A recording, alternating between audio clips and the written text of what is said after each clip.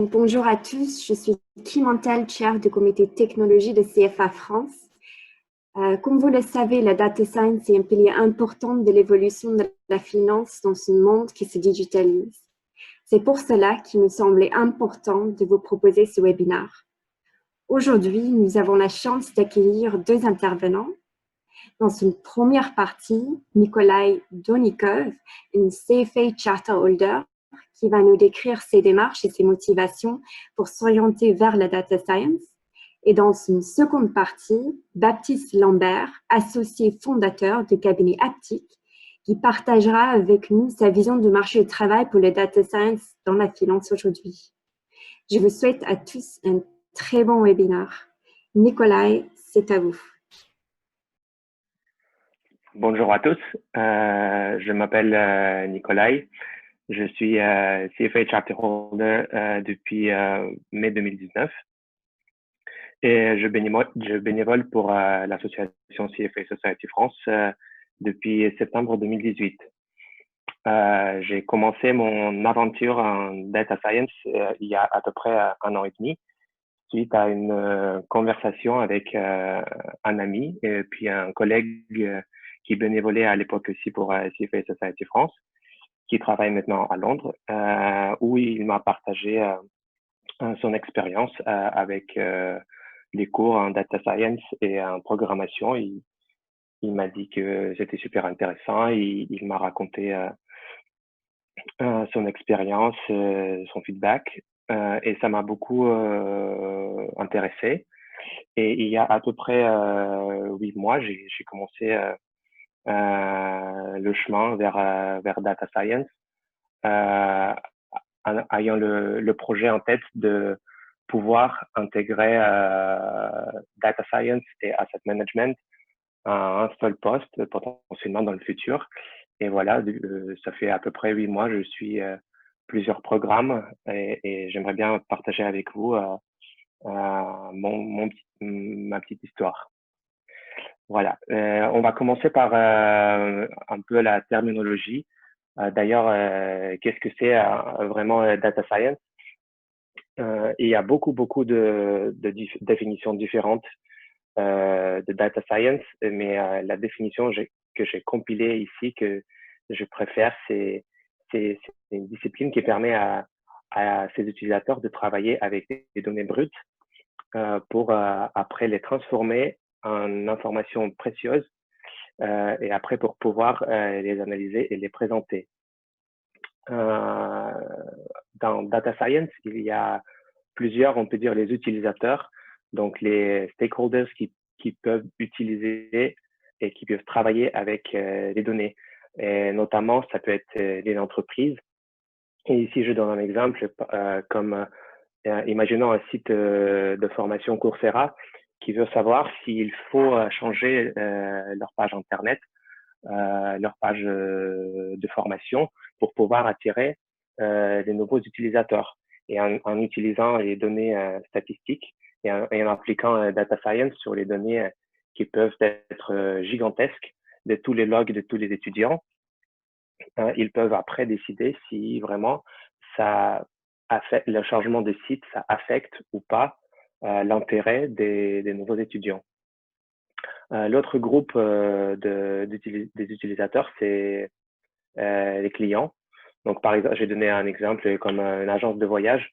Elle peut saisir une entreprise de consulting où ils peuvent embaucher un data scientist pour regarder dans les nombres de transactions qui peuvent être 100 000 ou vers millions de transactions par mois et par an pour pouvoir trouver des économies ou des revenus supplémentaires ou peut-être des erreurs et faire des simulations après et pouvoir trouver de l'argent ou d'économiser.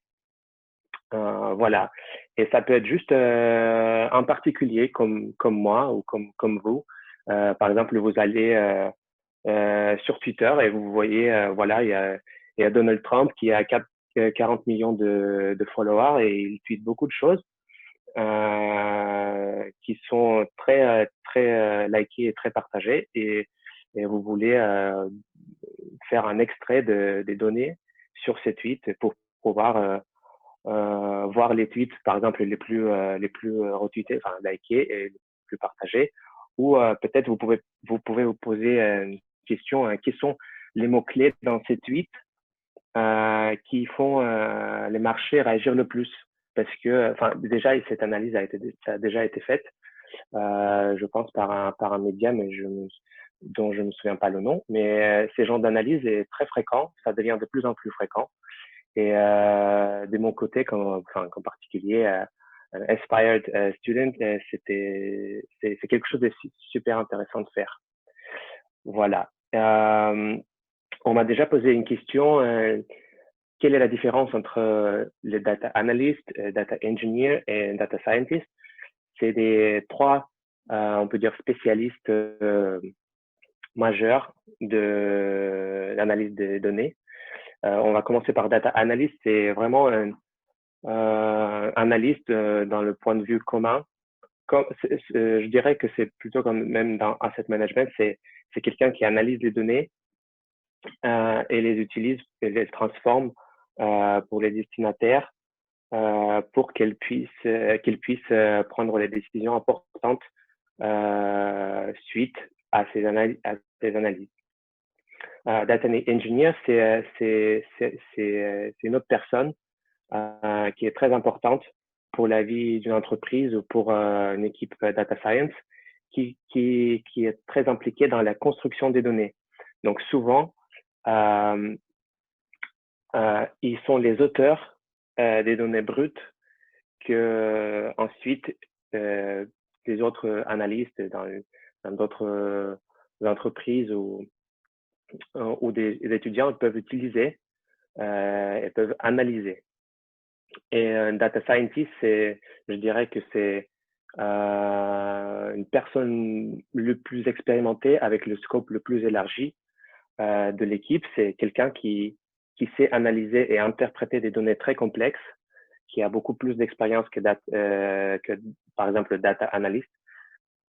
Et c'est quelqu'un qui a aussi l'expérience avec, on s'appelle le data wrangling. Donc c'est une organisation des données. C'est l'obtention de ces données, puis l'évaluation et le nettoyage de ces données. Donc data scientist, c'est quelqu'un qui sait faire tout. Voilà. Et si je passe à des compétences requises pour chaque des postes, on peut dire que data analyst, c'est niveau débutant dans l'équipe et c'est quelqu'un qui doit avoir des expériences, des connaissances, on peut dire, initiales, déjà en programmation. Les connaissances de Python et de R sont très appréciées. Après, il faut avoir des connaissances sur les bases de données, sur le SQL. Nous avons tous des connaissances des statistiques de nos universités. Donc, c'est super important et c'est déjà un avantage dans nos poches d'avoir des connaissances en statistiques. Et après, il faut savoir visualiser les données et il y a plusieurs outils pour faire ça. Bien sûr, on a tous des connaissances sur Excel et des fois, les analyses des données assez simples peuvent être faites sur Excel. Data Engineer, on peut dire qu'il inclut tout le package de data analyst avec des connaissances bien sûr avancées. Et il faut avoir aussi des connaissances et des maîtrises de l'architecture des données pour pouvoir construire des bonnes bases de données. Et les data scientists, c'est souvent les chefs d'équipe, c'est souvent les gens les plus expérimentés de l'équipe. Et eux, ils comprennent toutes les connaissances de data analyst et de data engineer. Et en plus, vu que, comme j'ai déjà évoqué, vu que c'est souvent des chefs d'équipe, ils doivent avoir des compétences en prise de décision, dans decision making, sur les données ou sur l'avancement de l'équipe. Et pour aussi avoir des soft skills parce que c'est souvent les personnes qui défendent leurs analyses et qui présentent les analyses. Voilà. Après, je veux partager mon expérience personnelle avec les cours que j'ai passé et que je suis en train de passer. Donc, ça fait à peu près 8 mois, j'ai commencé le tout premier cours sur la plateforme qui s'appelle Udacity. Et pour eux, les cours, ils s'appellent des Nano Degree. C'est vraiment comme à l'université. Donc, il y a des sessions de formation et après, il y a des projets comme des partiels. Le premier programme, ça a duré 3 mois. Il y a eu 3 gros projets. Il y en a un pour débuter une structure de base de données en utilisant l'outil qui s'appelle SQL. C'est un outil primordial pour le data science parce que c'est utilisé très souvent. Et donc, il y a d'abord beaucoup d'informations théoriques sur le SQL. Il y a beaucoup d'exemples. Et puis, nous, on passe un projet, on soumet le projet et après, on se fait évaluer par l'équipe de coach qui nous donne des conseils, qui nous corrige et qui nous renvoie le projet. Et donc, une fois c'est validé à 100%, on passe à l'autre projet. Et le deuxième projet, c'était aussi un projet très intéressant. C'était sur une base de données de vélos libre service, comme Vélib, mais aux États-Unis.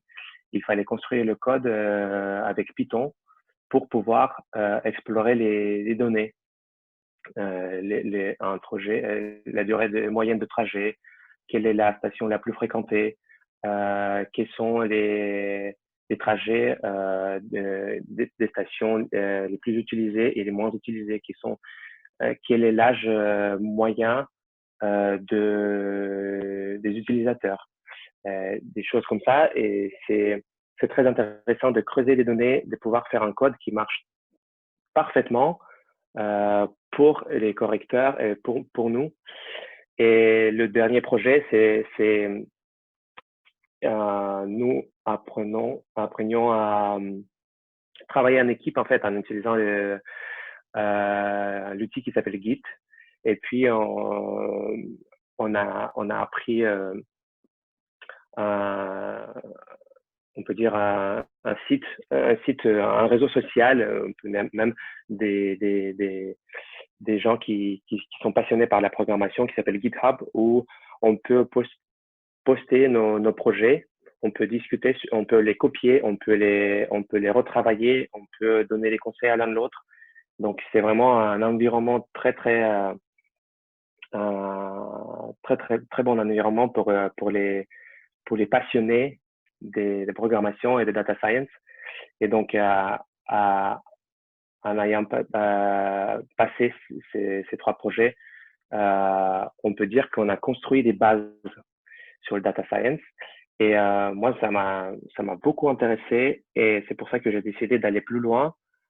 Et je me suis inscrit pour un autre projet qui s'appelle Data Analyst. Donc, c'est projets qui requiert déjà des connaissances approfondies. Donc, il y a aussi beaucoup de formations théoriques avancées sur SQL et sur Python. Et il y a eu déjà des projets très intéressants. Donc, j'ai déjà investigué une base de données FBI sur les armes à feu et sur les ventes des armes à feu et sur l'enregistrement des licences pour pouvoir porter les armes à feu. Et c'est des bases de données vraiment téléchargées du site d'internet des FBI. Donc, c'est des données réelles et c'est super motivant de travailler avec real-time data. Après, on a eu un projet qui m'a permis de rafraîchir mes connaissances et compétences en statistique et qui m'a permis d'appliquer cette expérience, ces expériences en pratique. Le quatrième projet, c'était la base de données de Twitter, d'un compte Twitter. C'était des données très, on peut dire, sales, très brutes, qu'il fallait vraiment nettoyer, qu'il fallait regrouper, qu'il fallait transformer en quelque chose de décent, de cohérent, et puis les analyser. ces données et de donner des visualisations, des graphiques, de donner, comme on dit en data science, des insights sur ces données. Et le cinquième projet, c'est un projet que j'ai pas encore passé. J'espère passer dans 2 semaines. Je sais qu'il y aura une base de données au choix qu'il faudra choisir et puis faire tout dès le début, le nettoyage, la transformation, les visualisations et l'analyse et la présentation. Donc, j'ai hâte de finir ce programme et il me reste encore quelques temps pour le faire. Voilà. Donc, il y a beaucoup de plateformes qui proposent des data camps, des sessions de data science. Moi, j'ai utilisé Udacity parce que ouais, un ami à moi m'a conseillé ça et il m'a donné un très bon feedback, donc je me suis lancé direct. Après, il y a Coursera et je sais qu'ils ont aussi beaucoup de cours très décents sur data science. J'ai vu beaucoup de pubs sur LinkedIn pour leurs cours de data science avec Python. Mais pour l'instant, je vous disclose que j'ai utilisé que Udacity. En 8 mois, j'ai analysé en fait ce que j'ai fait. J'ai analysé les pour et les contre de Udacity et je sais qu'il y a deux gros avantages. Donc, Udacity, c'est très, on peut dire en anglais, project-based. Donc, il y a des projets avec des données réelles sur lesquels on peut travailler. Donc, c'est pas seulement on passe des cours, on apprend des choses, après on reçoit nos diplômes, mais on n'a pas appliqué les connaissances. C'est quelque chose de super important et c'est très avantageux d'Udacity de faire ça. J'ai vraiment aimé et j'ai eu beaucoup d'expérience avec des cours qui proposent pas beaucoup de mise en pratique. Et je peux vous dire que, enfin, peut-être vous pouvez aussi penser que une fois c'est fait, les connaissances disparaissent au fur et à mesure de nos têtes. Il faut tout le temps les rafraîchir, mais vraiment les appliquer, c'est super important et super intéressant. Et ce qui est bien aussi sur Udacity, c'est que c'est très bien structuré. Donc dès le début, on a la structure des cours, on a les deadlines, on peut planifier notre formation. On sait très bien quand il faut accélérer, quand il faut peut-être ralentir. Enfin, pour moi, quelqu'un qui structure tout le temps tout, c'est quelque chose de très important et de très utile. Mais bien sûr, ces avantages viennent avec le prix, dans le sens direct. En fait, je trouve que, et pour certains d'entre vous, les prix pour les cours Udacity, ça peut paraître assez cher.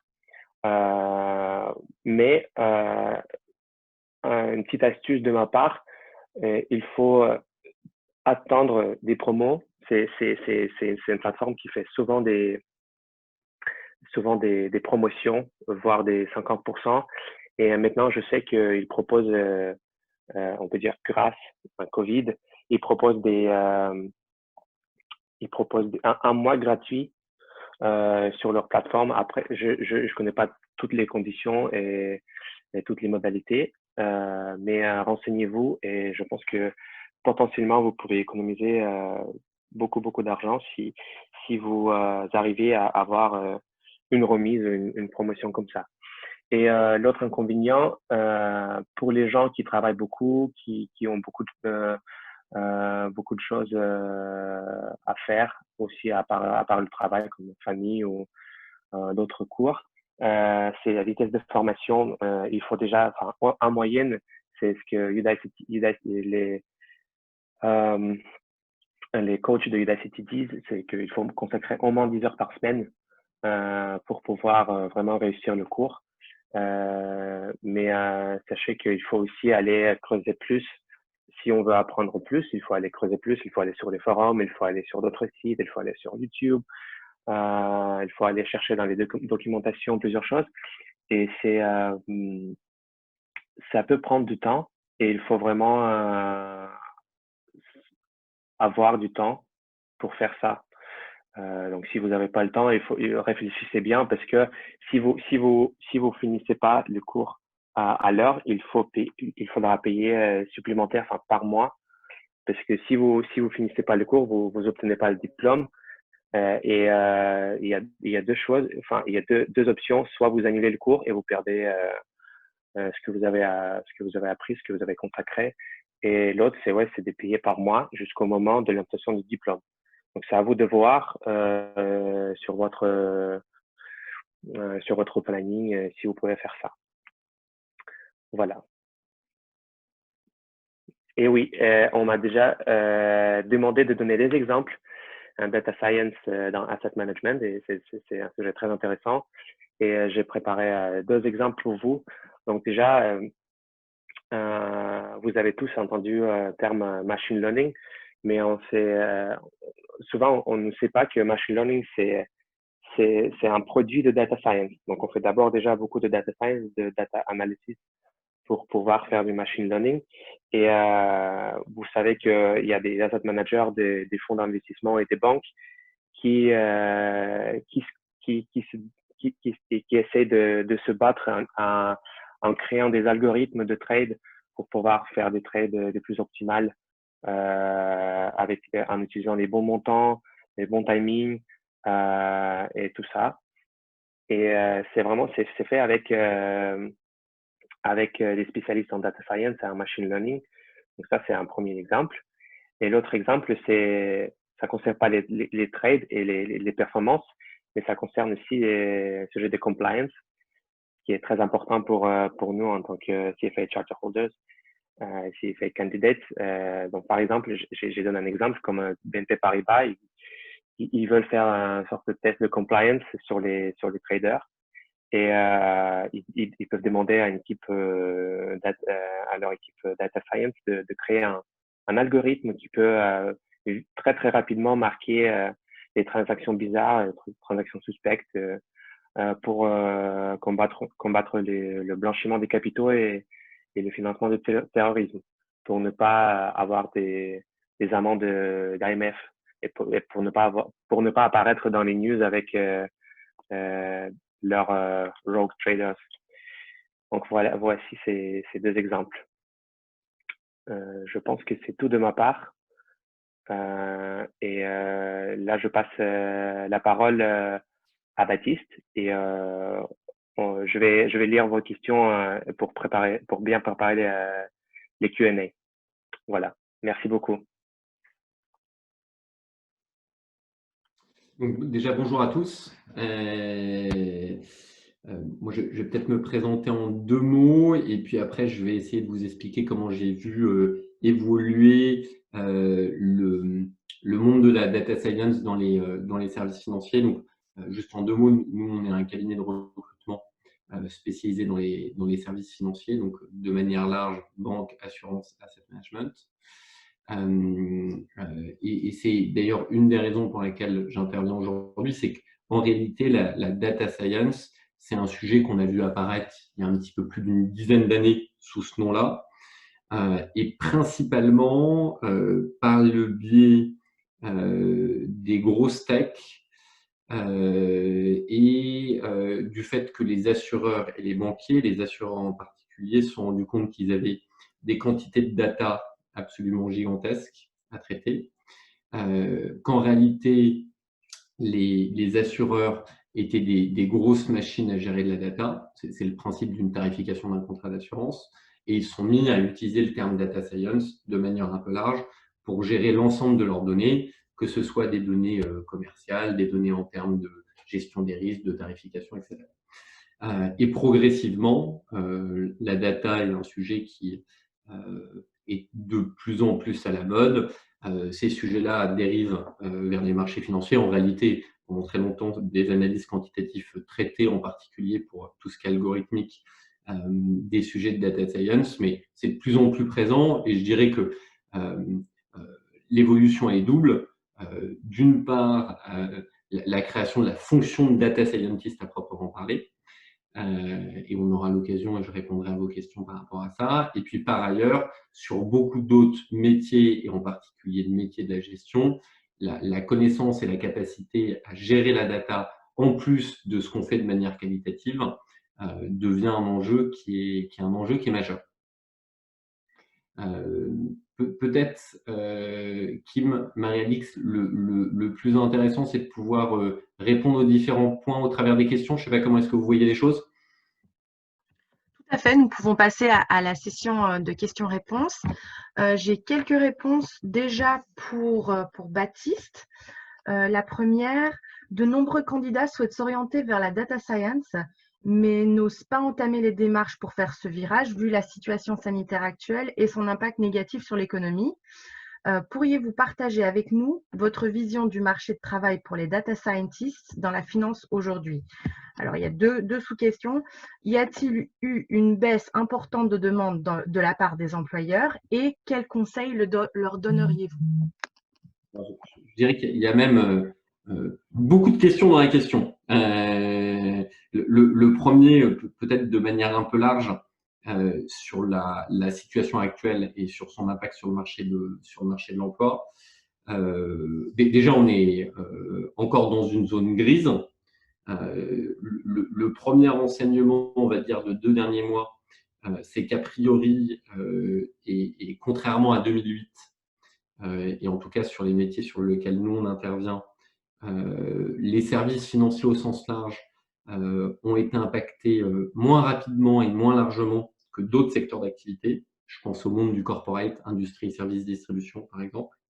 Donc on le voit nous, dans nos activités, parce qu'on a aussi des activités corporate. D'un côté, côté corporate, on a une réduction de l'activité de l'ordre de 80%, quand sur les services financiers et sur des métiers très spécialisés, on continue à avoir une activité qui est soutenue, sachant qu'on venait d'une période avec un marché de l'emploi assez tendu, plutôt en faveur des candidats, que très certainement la situation actuelle va avoir des impacts et pas des impacts qui seront positifs. Et que comme ça va se retrouver, pour les asset managers, ça va assez vite, puisque avec l'effet marché, ils se retrouvent avec une baisse de leurs encours. Mais pour les banques et les assureurs, ça va avoir un impact probablement dans les mois à venir.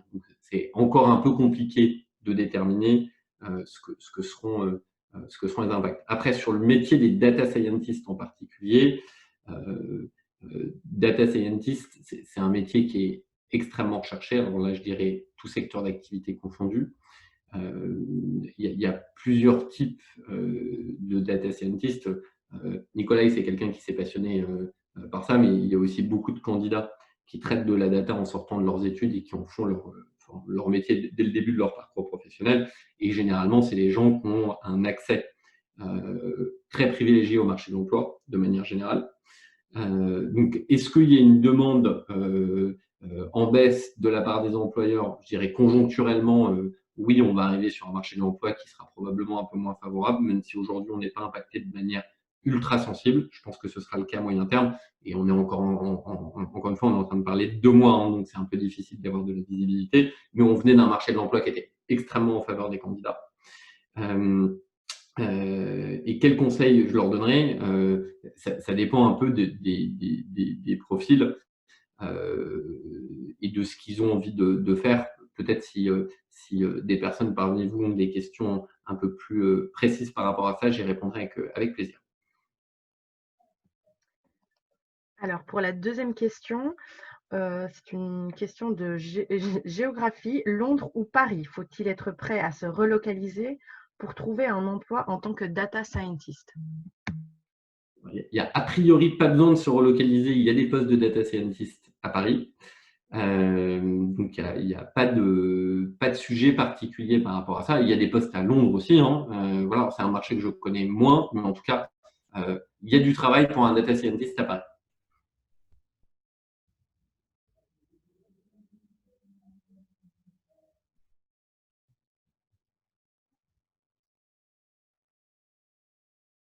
Kim? Pardon.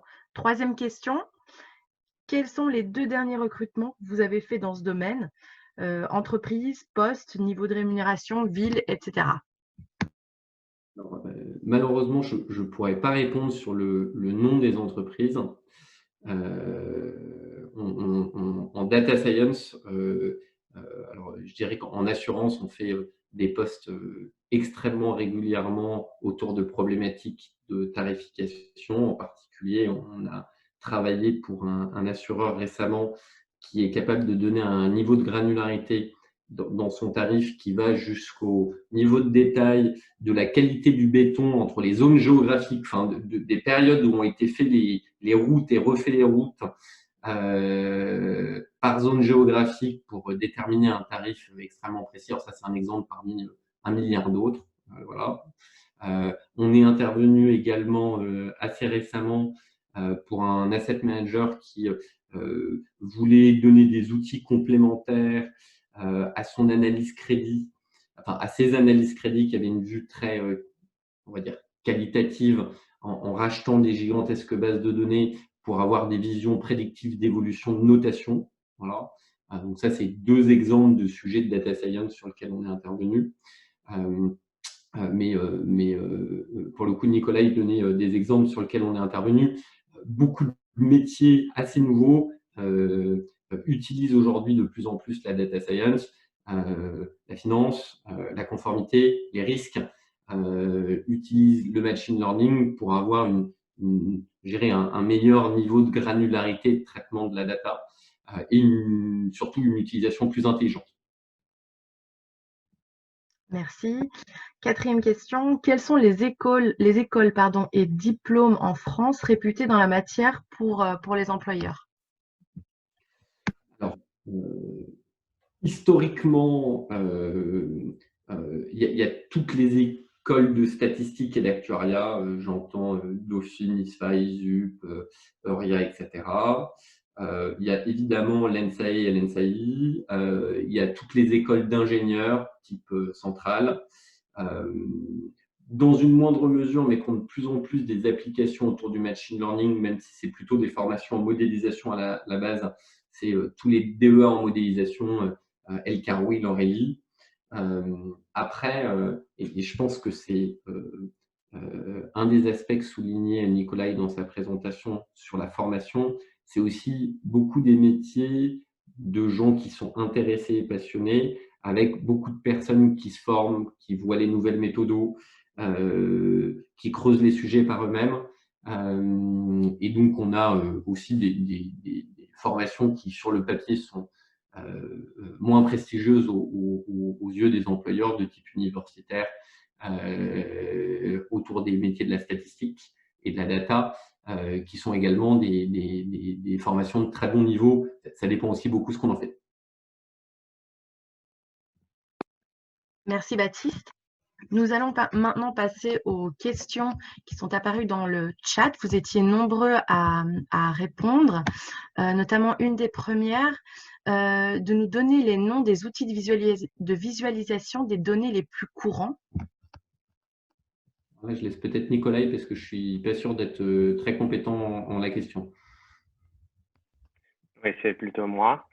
Alors, à mon avis, l'outil le plus utilisé et le plus populaire maintenant, il s'appelle Tableau, T-A-B-L-E-A-U. Donc, c'est un peu à la française. Ouais, c'est un super outil. Pour moi, je ne l'ai pas encore rencontré dans mes cours, mais je sais que ça sera pour bientôt. Et à part Tableau, il y a un outil qui s'appelle Infogrames. Et un troisième grand outil s'appelle Chartblocks. Voilà. Donc j'ai pas encore mis la main sur les trois, mais une fois c'est fait, je pourrais partager mon expérience. Merci Nicolas. Une prochaine question, le niveau de départ en programmation. Pour moi, quand j'ai commencé ce programme, ça faisait déjà des années que j'ai pas touché au code.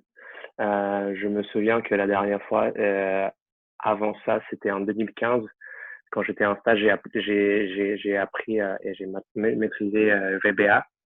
mais après des années, ça a été oublié.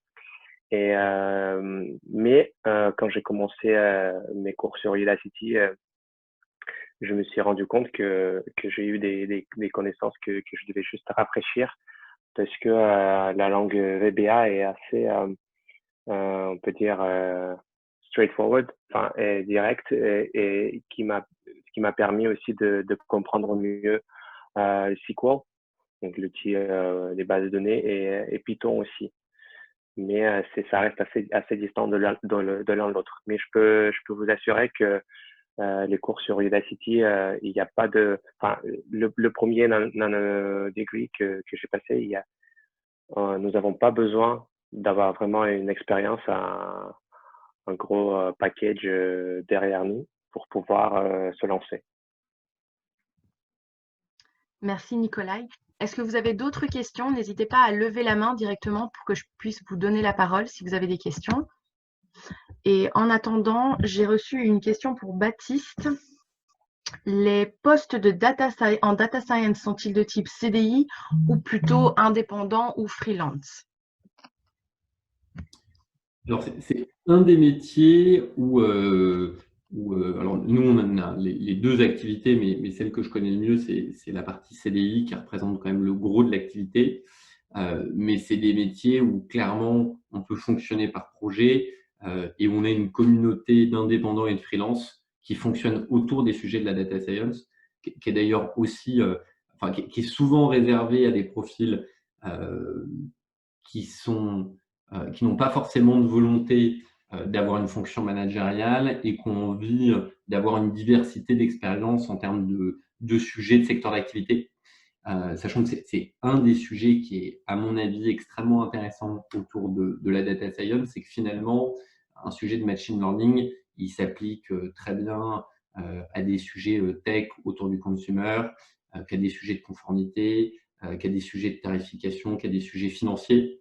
Finalement, les sous-jacents changent, les modes, donc c'est vraiment des sujets où on peut s'éclater, je dirais, assez largement. Et quand on est freelance, c'est une des raisons pour lesquelles il y a des gens qui sont freelance, c'est que ça leur permet d'avoir des multitudes, des expériences multiples dans différents secteurs d'activité sur différents sujets. Donc voilà, donc les deux fonctionnent. Super. Une question pour Nicolai. Faites-vous des travaux en groupe, en collaboration sur Udacity ou travaillez-vous toujours seul sur les projets? Pour les deux programmes, j'ai travaillé toujours seul, mais pendant les cours, on nous incite tout le temps de partager nos projets, de partager l'expérience sur la plateforme GitHub. Et j'ai déjà eu quelques retours de mes amis et des collègues qui sont intéressés par le data science, qui ont, on peut dire, recopié mon travail, le regarder et donner des critiques aussi. Donc pendant la formation, non, mais il y a tous les outils et on nous apprend de pouvoir partager, de pouvoir travailler en équipe. Même si j'ai pas fait, je sais comment faire. Voilà. Merci Nicolai. Est-ce que vous avez d'autres questions? Oui, alors, quel niveau en programmation faut-il avoir pour pouvoir ne pas être perdu? Enfin, je pense que j'avais déjà répondu à peu près à cette question. Je pense que le tout premier nano degree, il met beaucoup de temps pour ceux qui viennent juste commencer, qui sont inspirés intéressés par ce domaine. Et il y a il donne beaucoup d'exemples. Il donne beaucoup il y a beaucoup de mise en pratique à part des projets. Et en fait, c'est comme ça qu'on apprend dès le début. Donc, il crée ce que j'ai aimé sur Udacity, c'est que en fait, ça construit nos connaissances de zéro et petit à petit, on arrive à quelque chose déjà de solide. Mais oui, oui, je vous assure que ces cours sont adaptés à ceux qui n'ont pas d'expérience, qui n'ont jamais touché à la programmation. Mais sinon, vous pouvez regarder et chercher les choses que vous ne comprenez pas sur Google. Il y a aussi beaucoup d'autres sources et c'est comme ça que j'ai, moi, appris aussi le code. Voilà. Merci. Prochaine question. Est-ce que les formations type Udacity sont reconnues par les entreprises ou est-il préférable de faire un master? Bon, ça, je pense que c'est plutôt une question pour Baptiste. De mon côté, je peux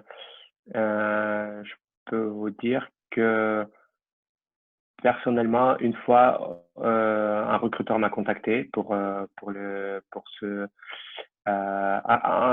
il a vu mes projets, parce que non seulement j'ai mis sur LinkedIn, mais je partageais en fait mon expérience pas à pas avec des posts LinkedIn, et je pense que c'est comme ça que je me suis fait remarquer, mais je peux pas dire que je suis pas encore prêt à lancer cette aventure en data science, c'est un complet. Mais voilà, donc je pense que déjà des formations comme ça sont assez reconnues. Après, Baptiste, je sais pas si vous avez déjà entendu parler de ce genre de cours où il faut suivre les formations. Ah, la problématique, c'est qu'il y a beaucoup de formations assez différentes et que, en tant que recruteur, ce type de formation, c'est beaucoup ce que va en faire le candidat. Vous voyez le niveau d'investissement de sérieux que vous mettez dans la formation, il sera vraiment très hétérogène. Et pour beaucoup d'entreprises, souvent par méconnaissance, et d'ailleurs méconnaissance aussi des recruteurs, et c'est un des raisons, j'ai eu beaucoup d'intérêt dans la présentation que vous en avez faite, parce que je dirais que quasiment toutes les formations dont vous parliez, c'est des formations que je connaissais peu, pas ou mal. Donc je pense qu'il y a une problématique de notoriété de la part de la plupart des recruteurs sur ce type de formation-là, là où inversement, des formations plus traditionnelles de type master rentrent dans un cadre normé, classique, qui est plus facile à reconnaître. Après, souvent, et je vois le marketing que vous en avez fait par LinkedIn, etc., c'est une façon aussi de se faire approcher et reconnaître par les recruteurs. Probablement plus que la formation en elle-même. En fait, la formation, c'est ce qu'on en fait aussi derrière. Donc, j'aurais tendance à dire que pour une entreprise traditionnelle et pour un recruteur, c'est le cadre du master qui par ailleurs a d'autres contraintes, hein, que ce soit financière, en termes d'investissement en présentiel, etc., est plus facilement reconnu, mais que ce type de formation-là, en étant capable de faire beaucoup de pédagogie et d'explication autour de ce qu'elle comprend, parce qu'il y a aussi des niveaux qui sont très hétérogènes, peut faire partie des sujets qui sont intéressants, en particulier pour quelqu'un qui souhaiterait faire une rotation ou compléter sa formation et qui n'a pas forcément vocation à retourner sur les bancs de l'école sous un format classique de type master. Je ne sais pas, Nicolas, si ça répond à tes questions. Oui, je pense oui. Alors, nous avons une autre question. Est-ce que vous testez les candidats techniquement avant de les recruter à travers des études de cas, ce qui permettrait de pouvoir aussi recruter des personnes qui n'ont pas de master en data science? Alors, je vais répondre à cette question de manière extrêmement directe. Non, je suis malheureusement pas en capacité d'être compétent sur l'ensemble des métiers pour lesquels je recrute. Sinon, je serais, sachant qu'on recrute sur à peu près 80 métiers différents, et la data science en est une de ses composantes. Donc non, en plus, mon expérience, c'est que les tests, à part s'ils sont faits par le responsable de l'équipe ou du département, etc., et donc bien adaptés à ces contraintes, ont souvent pas forcément beaucoup de sens. Donc déjà, donc pour répondre à la question clairement, non, parce qu'il faudrait quasiment un test spécifique pour chacun des postes spécifiques qu'on traite. Et c'est le rôle de notre client de challenger nos candidats techniquement sur les dimensions qui l'intéressent. Et la deuxième partie, ce qui permet de pouvoir aussi recruter des personnes qui n'ont pas de master en data science. Et en dernière phase, les entreprises. Assez peu d'entreprises testent, hein. Contrairement à ce qu'on croit, l'entretien technique, les tests techniques se font souvent, en France en tout cas, sur des profils assez juniors, sortis d'école. Encore une fois, il n'y a pas de logique absolue derrière tout ça. Est-ce qu'on peut recruter des gens qui n'ont pas de master en data science? Oui, s'ils ont une expérience dans le sujet en particulier. Sans master, sans formation et sans expérience, ça devient compliqué, enfin, dans ce cadre-là précisément. Merci Baptiste. Est-ce que vous avez encore quelques questions? Nous avons encore quelques minutes. N'hésitez pas à lever la main ou à poser vos questions. J'ai vu une autre question tout au début qui m'a été posée, plutôt R ou Python comme langage. Et là, je peux vous dire que le tout premier nanodegree, en fait, il est divisé en deux. Et on peut choisir l'une des pistes. Soit, donc il s'appelle programmation pour data science avec Python.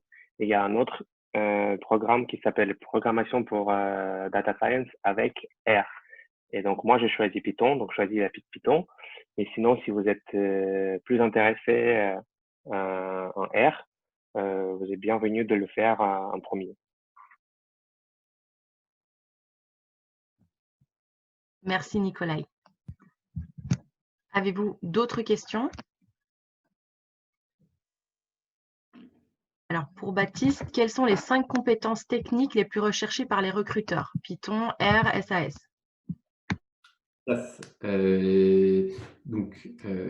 Clairement, entre R et SAS, historiquement, les entreprises utilisaient beaucoup SAS quand les universités formaient beaucoup sur R parce que les licences sont gratuites.